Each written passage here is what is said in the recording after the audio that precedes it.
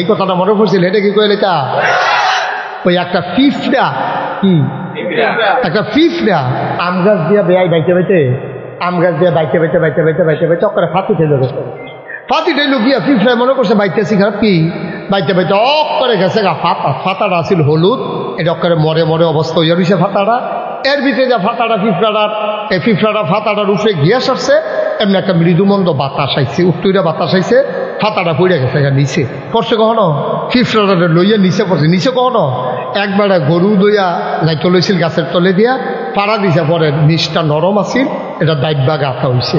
এই গাঁথাটার কাছে খেড়িয়ে এটা ফেসাব করছে, চেনাইছে, এই ফেসাব করছে, পরে এই গাঁথাটার ভিতরে গিয়ে ফেসাবটা পড়ছে। এই ফেসাবটার উপরে পিঁপড়াটা সহ আম পাতাটা গিয়া পড়ছে। জায়গাটা চিনতেন পারছেন, হ্যাঁ জায়গাটা খেয়াল করতেন পারছেন। জায়গাটা হইল গরুর ফাড়া আর গরুর সেনা আর হইলো আম পাতা, আম পাতার উপরে পিঁপড়াটা। কারণ পিঁপড়াটা যখন পড়ে সরছে গাড়াল গিয়া দেহে ও থুই জলরাশি, শুধু পানি আর পানি, পানি আর পানি। কই রে পড়লাম আমি, পিঁপড়াটাকে চারিগুল দিয়া ফান। পিঁপড়াটাকে নিশ্চয়ই এটা প্রশান্ত মহাসাগর হইতে পারে, কারণ পিঁপড়ার তো পিঁপড়ার আন্তাজে বুদ্ধি। আমরা মানুষ দেখতে না কইতেছে আর বেকল পিঁপড়া রে, তুই সেনারে মনে করতেছ প্রশান্ত মহাসাগর, আরো কিতা মনে করে কই আলিতাম নি।